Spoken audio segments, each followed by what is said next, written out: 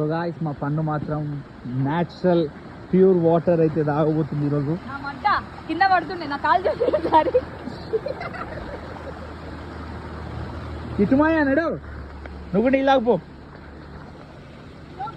ఇప్పుడు వచ్చేసి మేము వైజాగ్ వచ్చాం. దీని ఫుల్ వీడియో నా ఛానల్ లో ఉంటుంది చూడండి.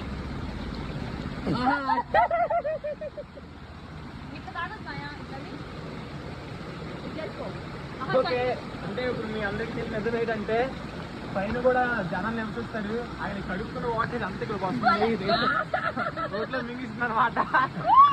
పై నుంచి వాటర్ ఫ్లో అవుతుంది. నా కాలు చూడు. షాక్ అయ్యాడా?